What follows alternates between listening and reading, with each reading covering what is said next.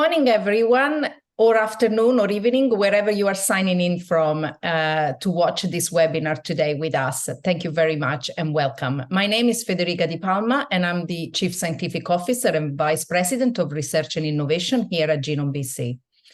While we meet today on a virtual platform, we would like to take a moment on behalf, of course, of all of our Genome BC crew to recognize and acknowledge that we live and work on the traditional territories of the Canada's Indigenous people. And we do this, of course, to reaffirm our commitment and responsibility for improving in the relationships between nations and to enhance our own understanding of local Indigenous people and their cultures.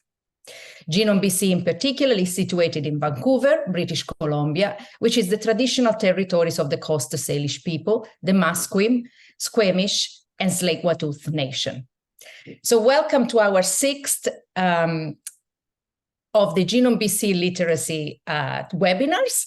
Our previous two sessions highlighted the Pan-Canadian Genomic Strategy, the Pan-Canadian Health Data Strategy, and today we have the concluding webinar of this Pan-Canadian series with a Pan-Canadian AI Strategy presentation. Today's webinar is also the kickoff to a mini-series that we would like to hold following today on artificial intelligence, machine learning, natural language processing. So please, our next webinar is November 20th, put it in your calendars, and we will have Casey Shannon, the Director of the Data Science at the Proof Center, the Prevention of Organ Failure Center of Excellence here in Vancouver, speaking to us about how he uses machine learning in his own research. So thank you very much. I'll pass it on to my colleague, Carol Ann, to introduce today's speaker. Thank you.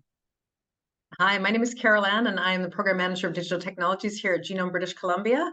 It's my honor to introduce a respected researcher whose work at the intersection of artificial intelligence and medicine is forging new frontiers in our quest for enhanced healthcare solutions. Dr. Wang, currently serving as the Canada CIFAR Artificial Intelligence Chair at the Vector Institute, is an assistant professor at the University of Toronto, where he holds appointments in the departments of computer science and laboratory medicine and pathobiology. Dr. Wang obtained his PhD from Stanford University's Department of Computer Science and has extensive industrial research experience in leading companies such as Illumina and Genentech. His PhD work covers machine learning algorithms for solving problems in computational biology, with an emphasis on integrative cancer analysis and single-cell analysis. So please take a look at Dr. Wang's bio for a list of his recognitions and awards.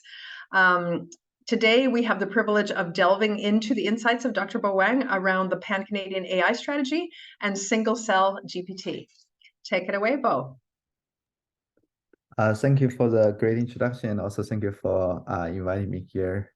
Thank you everyone for joining this session. And today I will mostly talk about, first of all, we'll talk about Pan-Canadian AI strategy, and then we'll talk about some of the recent work in my lab, specifically a method called scGPT, which is a foundation model for single-cell multi-omic data.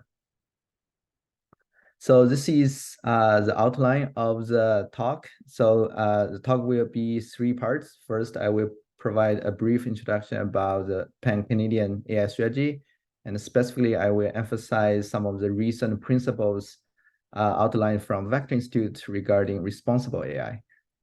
And then we'll switch gears to scGPT, which is a large language model for single-cell genomic. And in the end, we'll talk about some of the limitations and future work. All right, so let's take a look at the Pan-Canadian AI strategy. Actually, Canada was the first country to announce a national AI strategy in the year 2017. And through this Pan-Canadian artificial intelligence strategy, the government of Canada is investing a lot in efforts to drive the adoption of AI across Canada's economy and society by working with partners across Canada to implement this strategy. And very specifically, there are three centers for this AI strategy. Specifically, they are AMI in Edmonton, Mila in Montreal, and Vector Institute in Toronto. Myself is a faculty member at Vector Institute. The purpose of these three AI centers is really to help translate research in AI into commercial applications and growing the capacity of business to adopt these new technologies. And myself focus on AI research in healthcare and biology. Some of the talk later on, we'll talk about some of the specific projects around this area. And this Pan-Canadian AI strategy, as I mentioned, is a national initiative, really aiming to establish Canada as a global leader in artificial intelligence. It involves substantial investment from the government, from both federal and local governments in AI research, talent recruitment, and more importantly, research innovations, and really fostering the collaboration between academic and industry and also regulators from government. The strategy promotes specifically a lot on ethical AI, responsible AI, and to accelerate commercialization of AI. And last year, 2022, the government of Canada renewed its support for this Pan-Canadian AI strategy. It really sends us an important message about Canada's determination to really play a global leader in AI space. We Canadian university really have one of the best cohort of AI talents, and this second phase of strategy really trying to bridge Canada's the talent to research and more importantly commercializations. And also I want to pay attention to some of the recent responsible AI principles outlined from Vector Institute. We all hear ChatGPT, some of the which is really the biggest breakthroughs in recent AI development. And realizing not only the potential of AI, but also realizing the potential harm AI can bring, Vector Institute is playing a leading role to outline some of the key principles of develop responsible AIs. So specifically, the number one rule outlined by Vector Institute is that AI should benefit humans and the planet. And this is really the guiding principles for many researchers in Vector Institute and other AI hubs in Canada. And particularly researchers like myself, we are committed to developing AI that can drive growth and development, but also to benefit the whole human society and not cause harm. And the second rule outlined by Vector Institute is that AI systems should be designed to reflect democratic values. And again, researchers from Vector Institute are committed to building safeguards into AI systems to ensure they uphold human rights, the rule of law, equity, diversity, and inclusions, and contribute a fair and just society. The third rule outlined by Vector Institute is that AI system must reflect the privacy and the security interests of individuals. And this has a huge importance, particularly to my research, which is around healthcare. We aim to promote AI adoptions in healthcare to improve the AI system in Canada, but also in the same time, we want the AI system to protect the patient's privacy and security and to really deploy the AI system in a safe and a responsible way. The fourth rule outlined by Vector Institute is that AI systems should remain robust and secure and safe throughout their life cycles. Again, this has huge implications to healthcare because, as we all know, AI many times, due to data sparsity, it can be very biased to certain groups and may not be generalizable to different hospital settings. So we aim to develop AI systems that is more generalizable and more robust to different local deployment. The fifth rule is that AI system oversight should include responsible disclosures. And we recognize that citizens and consumers of AI systems must be able to understand AI-based outcomes and chat some of the potential risks. This also calls for more interpretable AI systems that we can. This is also a really hot topic in AI research directions. That is to design more interpretable, more explainable AI to users. And last rule is focusing on the higher level, which is organization level. And Vector thinks that organizations should be accountable, and they really need to focus to develop this responsible AI systems and deployment.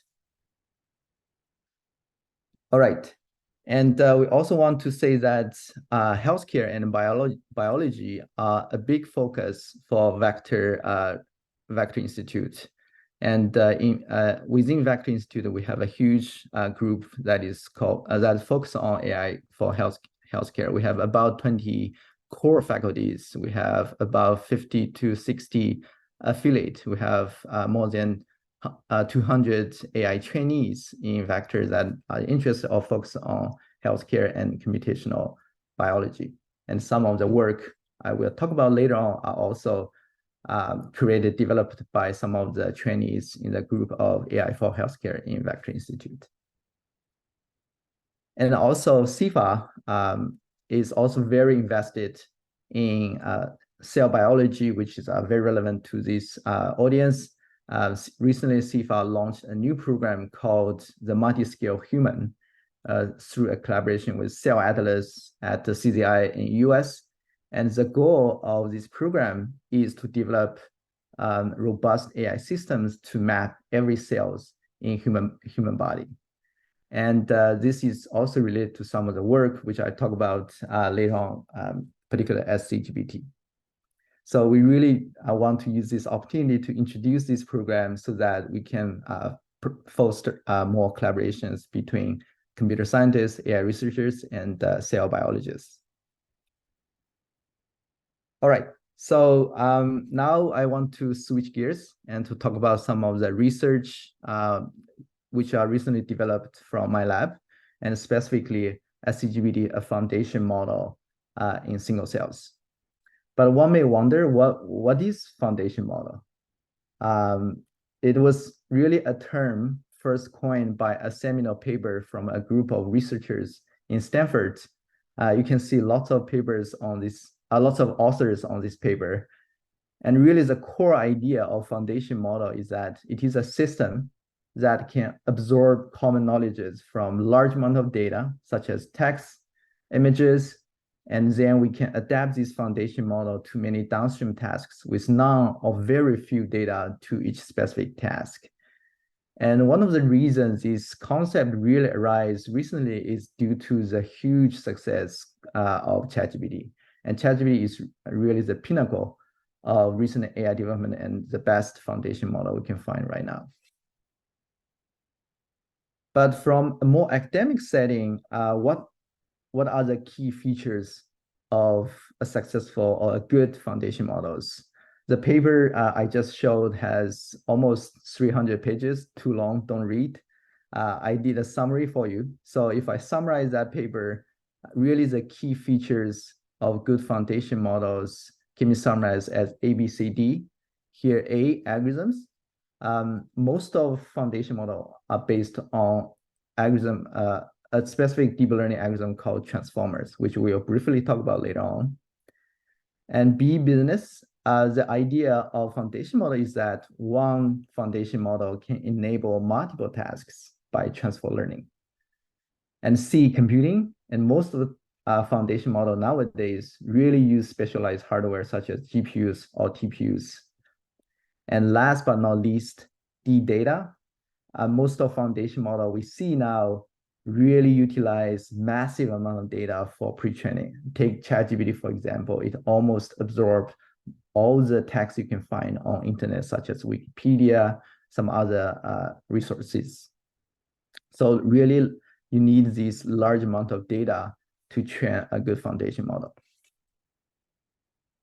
And since the huge success of ChatGPT, and myself as a researcher in computational biology, particularly with interest in single cell data, we ask ourselves, can we build a similar foundation model for single cell? And the motivation is quite clear. So while texts are made up words, cells can be characterized by genes, right? This analogy really inspired us to explore foundation model for single cell.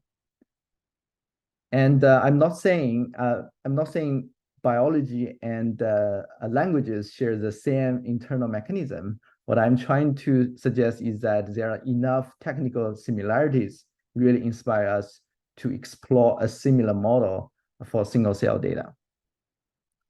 And this idea sounds fascinating to us, and we want to really make sure the idea is not crazy. So let's look at whether we have all the key features A, B, C, D as I outlined in the previous slide. So algorithms, this is again nothing really novel. It was first published in 2018 by Google. It's a seminal paper in AI in which this paper is titled as Attention is All You Need. And specifically, in this paper, the researchers from Google introduced a very novel architect called transformers. And the core of transformer architect is a new layer called self-attention layer. And since this publication, this paper got huge success. And one of the major applications, again published by Google, is a language model called BERT. And also in single cell communities, there's similar papers coming out that mimic the architect of BERT, such as scBERT or scFormer, or recently GeneFormer, which were published in Nature. And the idea of BERT is really only take the encoder part of this transformer and trying to project cells into a latent space so that the latent space can represent some of the cell types, for example, to really understand the heterogeneity between cell types. And then OpenAI came up and they published a series of GPT models, and ChatGPT, as we all know, that it's based on a model called GPT-4. And the core architect of GPTs is a deep layer of stacked decoders. And the reason GPT series are so powerful is that for the first time, they use generative AI that trying to generate text. So unlike the BERT model, GPT really trying to understand the true underlying distributions of the training data. Not only we want to learn a good representation of text, but also we want to learn the underlying distribution so that we can generate answers to certain questions.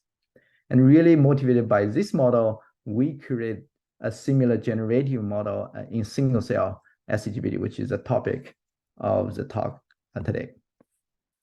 So we have the algorithms. Let's look at business. What are the major applications in single cell analysis? There are quite a lot. In this paper, we explored 6 major applications in single cell. They are cell type clustering, batch corrections, multi-omic integration, and cell type annotation, and gene replicator network analysis. And last but not least, perturbation predictions, in which you have control experiment and you know which genes to perturb. You want to predict the gene expression after perturbations. These are very essential for many applications such as drug development. Okay, let's look at C, computing. Not much to say here, but we were lucky that we got some resource from Vector Institute due to the Pan-Canadian AI strategy, some of the investment from the government. So we have access to lots of GPUs. And we also have GPU from Community Canada. Last, D data, which is often people say new oil for AI. Really thanks to initiatives like Human Cell Atlas from US, we now see a surge of single cell data that are made public to all the researchers in this area. And particularly due to really amazing efforts by cell by gene sensors, it really helped our development of scGPT, and we continue to work with dataset to further develop many tissue-specific foundation models. And if you look closer to this dataset, you will find that the Cell Atlas focused on healthy human cells, and mostly cover major tissues such as heart, blood, brain, and lung, and kidney, and some other minor organs. We also have a little bit of pan-cancer single cell, but not too much. And the data modality mostly focuses on RNA-seq, although we see an increasing availability of some other modalities, such as spatial single cell, such as single cell ATAC-seq. But for this paper, we mostly focusing on single-cell RNA-seq. So with that said, we seem to have all the 4 components ready, and we are confident that we can start to build scGPT. That was exactly what we did for the past few months. So here is an overview of scGPT. scGPT consists of 2 steps. First, generative pre-training, and second is fine-tuning for downstream tasks. And let's look at these 2 steps in more details. The first step, pre-training. So what we did is following. We collect 33 million whole human cells. These are healthy cells from cell atlas. As I mentioned, they cover major tissues such as brain, blood, heart. And then in total, we have 33 million single cells. So what we did is we pre-trained a GPT model using these 33 human cells. And we're going to talk about some of the details later on. And once the model is trained, we random sample 30,000 cells and draw the cell types, which are shown here. And just run a sanity check to see whether it does learn some cell types. And based on this UMAP, we find that we can learn a very good hierarchy of cell types from these 33 million human cells. This gives us a confidence that the model is well trained. Some of the technical details about how we construct the pre-training. So the input to the algorithm, to scGPT, are the 3 tokens. So first, we map the gene names, gene identifiers into tokens, just like what we do in languages. We map the word into different tokens. And the second input is gene expressions. So we all know that there are different pre-processing algorithms for gene expression data. But here we use a specified binning algorithms. We basically rank the gene expressions and bin them so that we can map them into token space. And the third input to scGPT is, we call it condition tokens. And these condition tokens represent, which organ this cell comes from, which experiments this cell come from, or which batch, or if it's perturbation data, we're gonna using this condition token to indicate which genes they are perturbed. So this condition token really give us flexibility to incorporate priors about single cell data into this scGPT. And once the input is set, the core of scGPT, as I mentioned previously, consists of stacks of masked multi-head attentions. And in the current version, we have 12 blocks, and each block has 8 attention heads. And these are some common architect people use a lot in language modeling. And the way we pre-training scGPT is very similar to the way ChatGPT pre-train itself. In ChatGPT, as we know it, the way they pre-train it is really simply predict next word. For example, take the sentence, "I love coffee," as example. Really, the way they train this ChatGPT is they mask the word coffee and then use the previous word, "I love," to predict the third word, coffee. All right, and then certainly they train millions and millions of these sentences to pre-train ChatGPT. So similarly in scGPT, the way we do this pre-training is to predict next token of genes as well. But certainly different from languages, in single cell, we don't have an order of genes.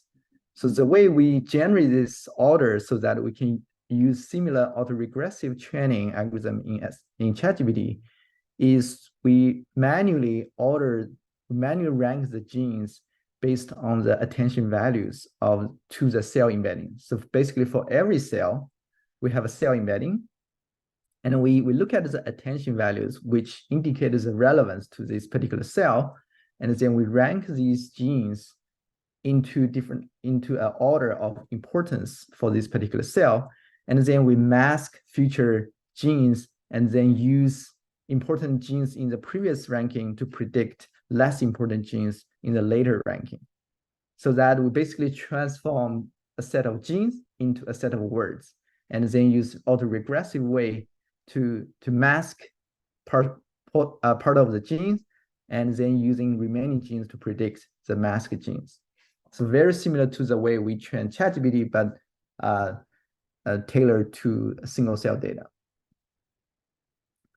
And also just a small technical trick is that, again, it's another trick often used in language modeling as well. It's a technique called teacher forcing.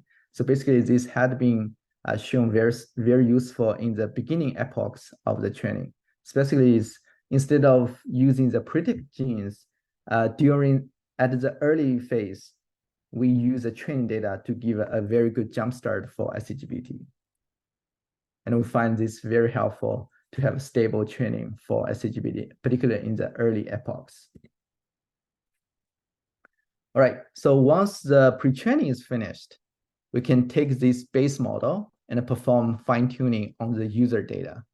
And the fine-tuning also contains lots of innovations in terms of the design of loss functions, and particularly when we have multiple batches. As we know, batch correction is a huge problem in single cell analysis because different technology or different labs can have strong batch effects, which can mask some of the real biology signals. So how to remove batch effect while preserving the biological effects is actually a very important task in single cell analysis.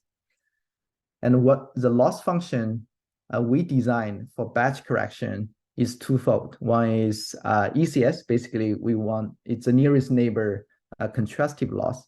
The idea of this ECS loss is we want cells that share similar gene expressions should have similar embeddings from scGPT. So this is very straightforward to understand.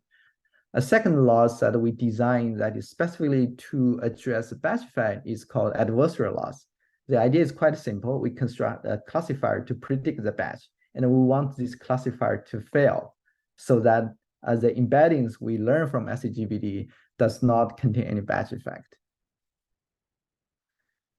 And once we have these loss functions, the remaining fine-tuning is quite straightforward. We basically use a standard pipeline of deep learning fine-tuning, such as, we calculate the gradient, we use scGD to do fine-tuning. So it's the fine-tuning is quite lightweighted.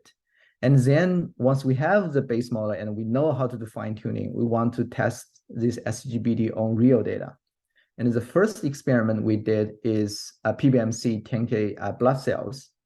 And we also compare with state-of-the-art batch correction methods such as Seurat v3, SVI, and Harmony. And here we show the average bio as a final metric to indicate the goodness of the algorithms. The higher, the better. And you will find that in these PBMC blood cells, we can successfully remove batch effects while preserving the cell types in blood. And then the workflow, we also extend similar workflow to multi-omic. So here I want to emphasize that we only train a base model in RNA-seq. We did not train a base model in ATAC-seq. What we did is we use ATAC-seq and map to the gene space and use the same technique of batch correction we said in the previous slide to do multi-omic integrations. And the experiment we did is again using 10x multi-omic PBMC data from 10x. And then we want to merge RNA-seq and ATAC-seq into the same space.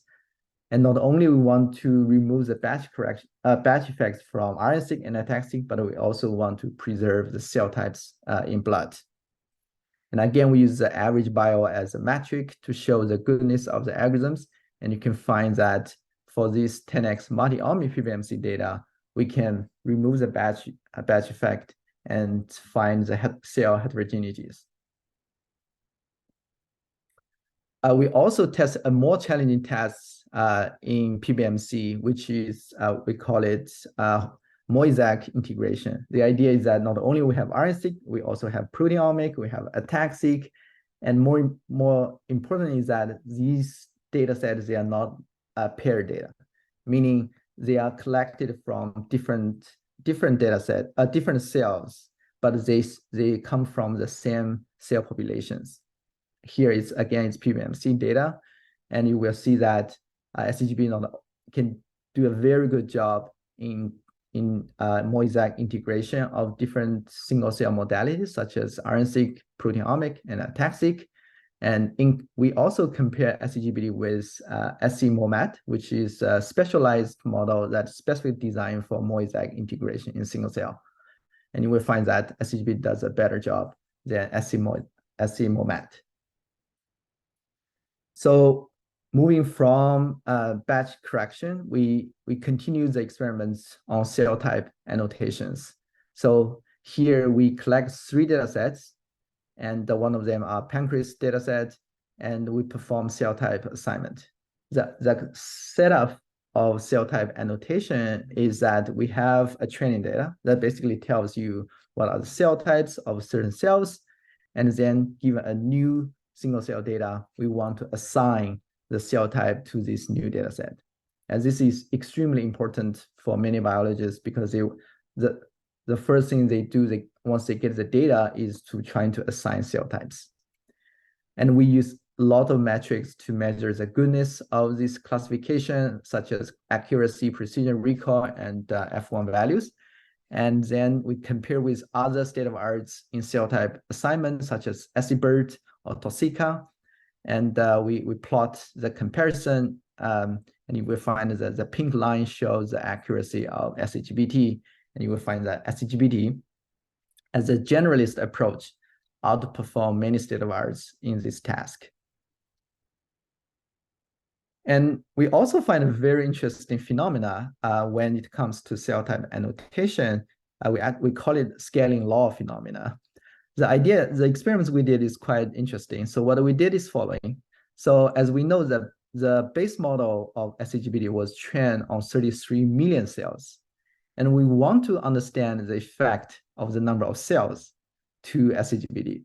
So what we did is following. So we randomly sample cells from Human Cell Atlas. For example, we sample 30,000, 300,000, even 3 million cells, and we do exactly the same pre-training to train scGPT. The difference is just the number of cells are very different. And then we perform cell type annotations, and this shows the result. And from this figure, we draw 2 conclusions. First, the more cells we use to pre-train the model, the better the accuracy of cell type it is. So this gives us hope that as more data accumulated by Cell Atlas, we can actually improve the models. The second observation we find that is after 3 million cells, the performance gains start to diminish. There's still a little bit of slight gains in terms of accuracy, but this delta start to diminish. So maybe 3 million is a good threshold for constructing tissue-specific foundation model, which we're going to talk about later too. So moving from cell type assignment, we continue the experiments on perturbation response. And again, we collect 2 benchmarks that are widely used in perturbation predictions. And then we compare with other state-of-art such as GEARS.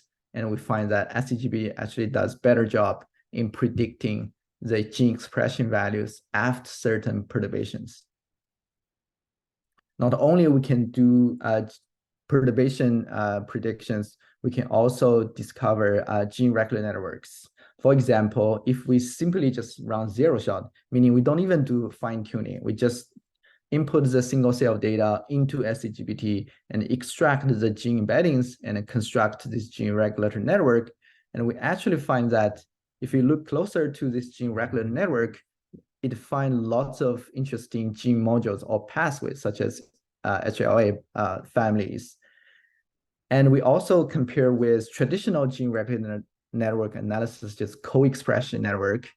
And then we do differential analysis, and we find that if you construct gene regulatory network from scGPT, you actually find a lot more interesting pathways from the gene regulatory network than traditional co-expression based gene-gene interaction network. And also, many researchers ask us can you construct organ-specific foundation model? And we did that. So, and we also performed a very interesting task as follows. So we took COVID data, which are not contained in human cell atlas, because it's in human cell atlas it's mostly healthy cells. So we took a COVID data from some publications, and then we construct different tissue-specific or organ-specific scGPT, particularly blood, lung, heart, and kidney. And then we perform fine-tuning, and we report the average bio values from which are shown on the left. And what we found is very interesting observations. First, we find that if you start with organs such as blood or lungs, the performance is much better than if you start from heart and kidney. So this gives us observations that you should, when you have your own data set, you should choose a foundation model that specifically trained on similar organs. But we also find that the whole body model that are trained on 33 million cells does a very good job as a very good default. So that's why in our current manual for users, we always recommend that if you don't have any good specific organ models, always start with this whole body, because this whole body model has seen a very diverse collection of data sets covering a variety of tissues. So it's actually a very good default foundation model to start with.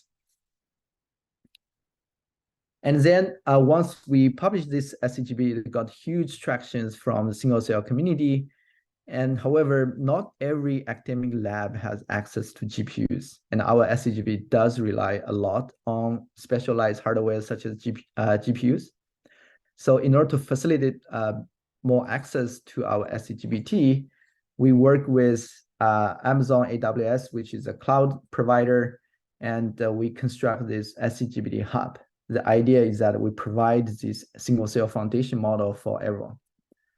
So here shows, hopefully I can play the video, yes. So this shows the pipeline of SC Hub. You first, as a user, you register this SC Hub, and then once you upload your own model, you choose your favorite foundation model to start with, and then you do some hyperparameter setting, and that's it. You basically just submit your job, and then you wait for like 5 minutes. You just go out and grab a coffee. Once you finish your coffee, you come back and you will see the results analyzed from our scGPT, because we use GPUs from the cloud. So so far, although we just released this application for less than a few months, we already have hundreds of users that use our scGPT hub. And we're really happy to see more users to use this application so that biologists can start to use these powerful foundation models for their own data set. All right, so we talk a lot about some of the technical and applications of scGPT. And let's look at its limitations because no method is perfect. So for scGPT, we summarize these following 3 limitations. As the first, scGPT is mostly limited in RNA-seq. Despite that, scGPT is capable of integrating multi-omic data such as proteomic, such as ATAC-seq. We actually only have a well-trained base model for RNA-seq due to data limitations. However, we are actively working with human cell atlas and trying to expand scGPT to other modalities such as spatial omics, such as ATAC-seq. But so far, we only have a base model that is specifically trained for RNA-seq. The second limitation is that we don't think scGPT can learn causal inference. In other words, scGPT is still guided by associations. But this is a very active research direction in our lab. The last limitation is that we find that pre-training of scGPT is very compute intensive.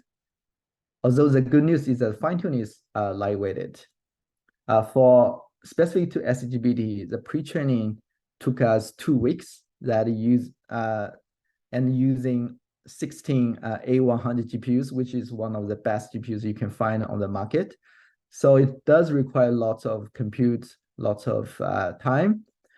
But the good news, as I mentioned, is that fine-tuning is lightweighted. So let's say you have a single cell data of your own, which contains 10,000 single cells.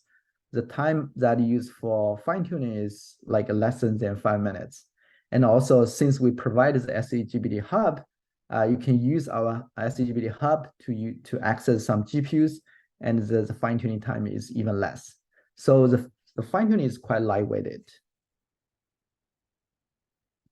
And also, as I mentioned, since its publications of scGPT, it got huge tractions on Twitter, particularly on Twitter. And as everyone knows, Twitter is a very nice place for disinformation. So there are lots of misunderstanding of scGPT. Therefore, I want to use this opportunity to demystify scGPT. So first, scGPT does not use ChatGPT on biological data. Although this is a very interesting idea, but scGPT, we did not, for scGPT, we did not use ChatGPT. Instead, we train a model that is very similar to ChatGPT from scratch, that is very tailored to single cell data. Second of all, scGPT did not find emerging biology. Although this is our goal right now, we really look forward to many applications to biologists to really find new biology that can come from scGPT. And the last misconception is kind of coming from the name, is that scGPT is a foundational, but we don't think it's foundational model that can solve all the biology. There's lots of hype that foundation models such as scGPT can solve all the biology, but this is simply not true, because at the end of the day, scGPT is just a computational tools to learn some basic knowledge of single cell from large amount of data, and really requires collaborations from other areas, particularly from wet labs, to generate new hypotheses.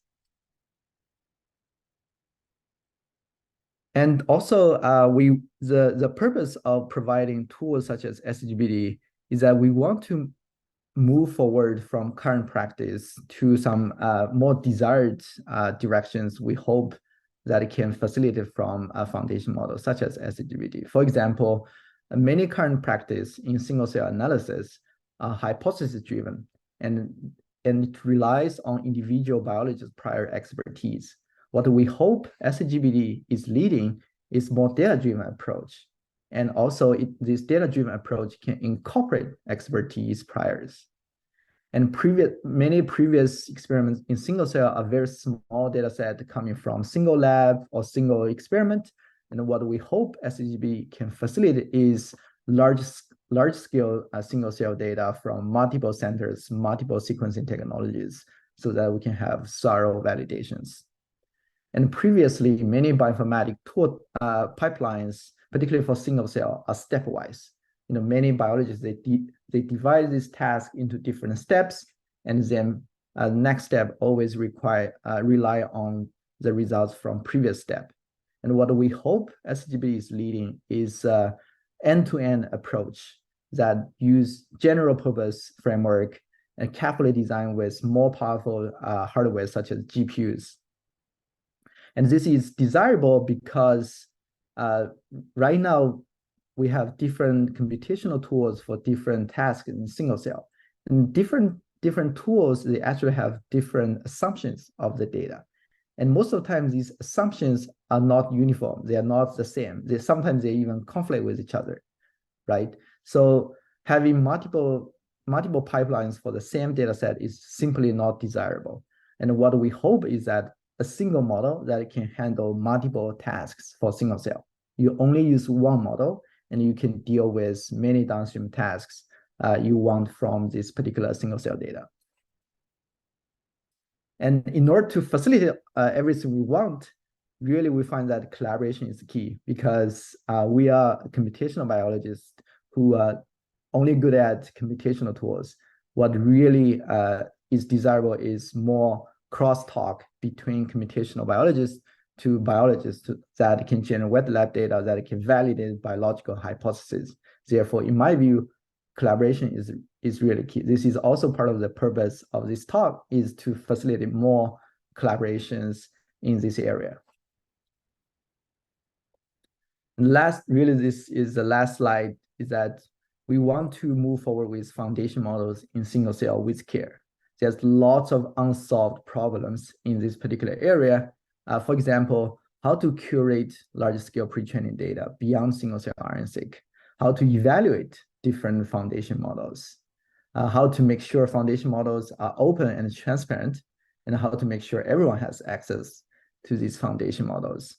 We are making our best efforts to address some of the issues. For example, we created this scGPT hub to make sure everyone can have access to GPUs, but I think we should need more efforts, more collaborations to make sure every biologist, every wet lab can have access to these foundation models. All right, with that, I want to thank some of the key contributors, particularly Houghton and Chloe, who are the main contributor to scGPT, Connor and Gary, who are the main contributor to scGPT Hub, and certainly all the credit goes to my students. They are the one really who made the biggest contribution. I'm just the one who talk here. And with that, I conclude the talk and look forward to your questions. Thank you so much, Bo. There have been lots of questions coming in. Some of them are specific to some of the technical points of scGPT, and others are more general in terms of responsible AI and the AI strategy in Canada. So I'll do a couple of technical ones on scGPT, and then we'll move to the more general ones. So there are many large language models that claim to be as good or better than GPT. How can you know which is the best model to use? Yes, this is an excellent question. So in my view, I think GPT-4 is still the best model in terms of general language models. Certainly, there are lots of competitors from different companies. Google, they also introduced their own large language model, such as BART. It's very hard to really have a thorough evaluation. There are some benchmarks, but most of benchmark are already saturated. So they're all doing great job in some of the benchmarks, in particularly in language understandings. So it's really hard to have a fair comparison. But so far from my own experience, I still find that GPT-4 by far outperform many other large language models. There's a question about how large the language model is that you built.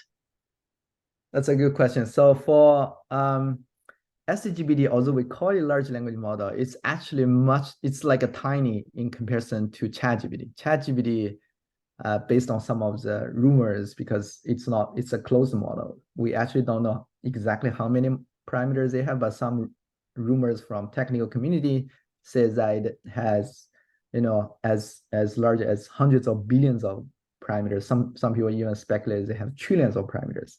However, for our scGPT, we actually only have 100 million parameters for two reasons. One is we simply don't have that many single-cell RNA-seq data in comparison to text, right?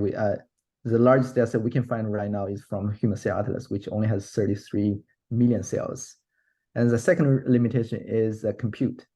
In order to train billion-scale compute models, you need lots of compute. So we were a little bit constrained by compute. So we started with 100 million models, and we actually tested if we scale to, let's say, 500 million models. We actually see slight improvement. We speculate that with more single-cell data available or with more multi-omic data available, larger model will be more powerful. Great. Using teacher forcing, do you not risk creating a bias in the model? Yeah, very good. That's why we only use in the first few epochs.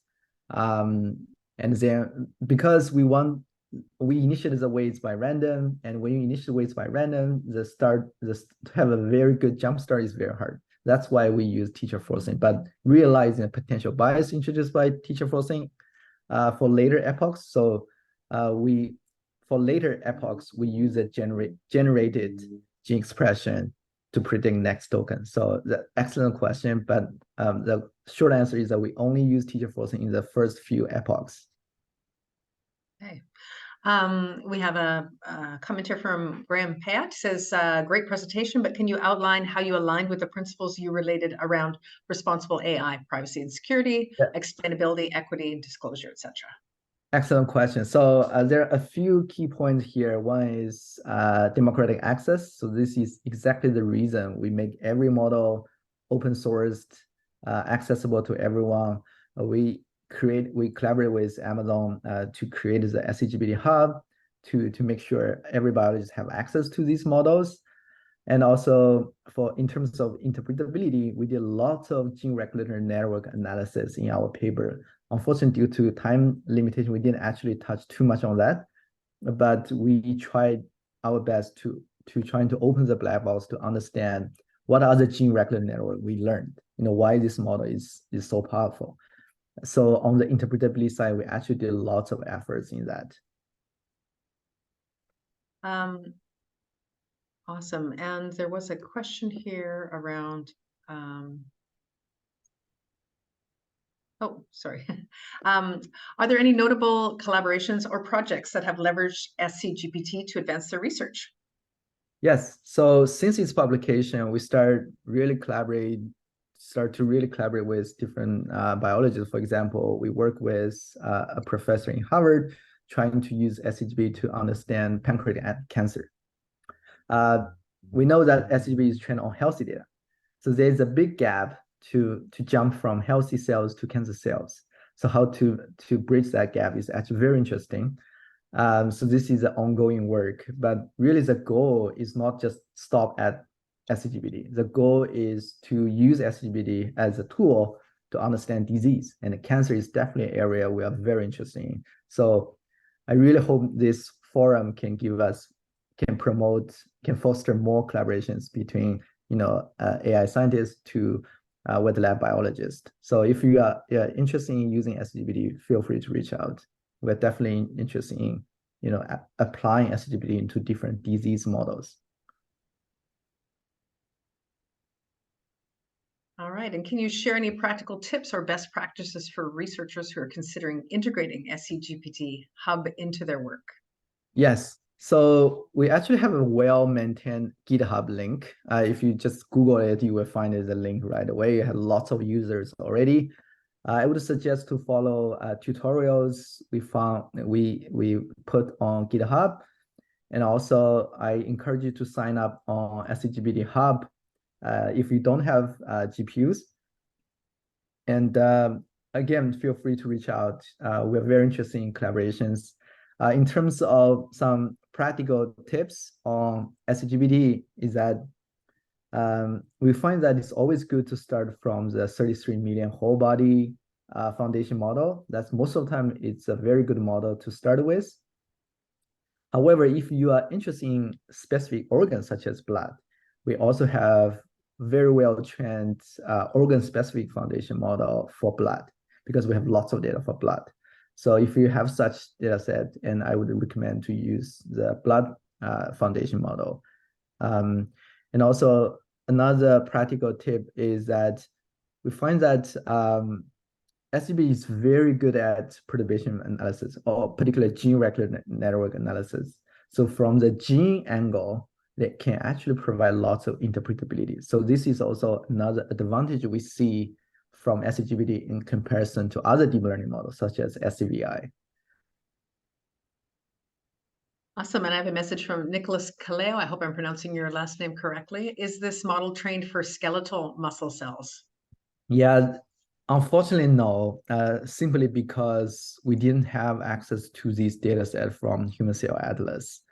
We are actively working with Human Cell Atlas, and also, again, Human Cell Atlas is a nonprofit research initiative, so they welcome contributions from different researchers, around the globe. So if you have such data set, are willing to contribute, I'm more than happy to connect you to Human Cell Atlas. They are always eager to curate more single cell data for different organs. But so far, they focus on the 8 major organs outlined in my talk. Okay. At about the 20-minute of your talk, there's a question that came in. Won't expression be different based on the sample, like a snapshot? This will change over time. How do you capture all expression states? Yeah, excellent point. So sorry for the background noise. So that's excellent question. So we tried different pre-processing to capture this kind of different conditions, different sequencing, different scales. And it boils down to the binning strategy we finalize in the end. Because no matter how you do the normalization, there's always a bias. So what we say is we just rank the gene expressions and then bin them. This is useful for twofold. One is it somehow normalizes the gene expression value to some degree, not perfect job, but that's okay because we only use it in pre-training, right? The second one is once you bin it, you can do tokenizations. Just that's serve as a very good input to our scGPT. But I do acknowledge that it's not a perfect way to pre-processing the single cell data. And there's a question from Ahmed Hussein. He says, hello, Bo, great talk and exciting new step for accessible spatial genomics and an open science community.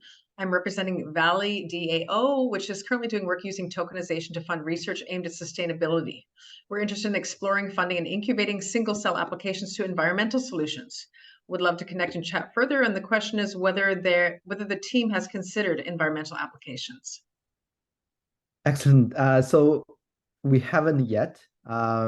Mostly the current ongoing research mostly focused on disease modeling such as cancer or heart disease. But this is the environmental analysis would be very interesting to me. So I'm more than happy to discuss how we can work together. But definitely, please reach out. So I have a question tying things back to the beginning, and then I would love, Bo, if there is a way that people can get a hold of you to ask questions that perhaps they didn't get a chance to ask. I don't know if you want to maybe let us know how we might be able to get in touch with you. And then the question here is, how has the Pan-Canadian AI strategy evolved or changed since its inception, and what milestones have been achieved so far? Yeah, that's a very good question. So I think the Pan-Canadian AI strategy evolved during the years. It was started in 2017, and at the beginning, I think the focus is to promote more AI research, like more applications, more adoptions. And recently, I think that was quite successful. We see lots of adoptions of AI, particularly in computer vision, in NLP, and I'll start a little bit on healthcare. And recently, I think the strategy shifted a little bit to commercialization because people want sustainability, a little shifted to responsibility. That's why Vector Institute kind of outlined the responsible AI strategy, which I briefly talk about too. And the 6 rules in responsible AI really serve as a basis even for national kind of principles of AI development. Definitely for Canada, I think it started to serve as kind of basis even for United Nations because everyone is talking about AI risk. So I think this is how to develop and deploy AI systems that is safe, that is more responsible, is start to becoming more important for this AI strategy, particularly for Vector Institute. And then the last question is, what steps are being taken to ensure that the benefits of AI research and development are distributed equitably across Canada, including in rural and underrepresented communities? Yeah, it's an excellent question. So how to make sure these AI models is more equitable, more accessible to everyone? I think it's a focus for Vector Institute for a long time. Just a few programs I can think of off the top of the head is, for example, we have educational programs that is dedicated to minority group or racialized groups. And we have various internship fellowships. For example, I think Vector Institute have the largest master degrees that is focused on AI within Canada. So we already graduated thousands of master students that focus on AI. And also when it comes to AI research, open source, that's kind of the #1 rule, because we want to make sure we develop transparent, open AI model. This is also the reason we push so hard to make sure scGPT is accessible to everyone, right? Thank you so much, Dr. Wang, and thank you very much for the audience for spending the time with us today, whenever it is you're watching it. So our goal is to increase data literacy, so please spread the word about these webinars. We will be providing a recording of this webinar, so if you signed up for it, you will be receiving the link for that. And stay tuned for the next webinar. November 20th will be on machine learning with Dr. Casey Shannon from the Proof Center here in Vancouver. So thank you very much and have a great rest of your day. Thank you, everyone. Bye-bye.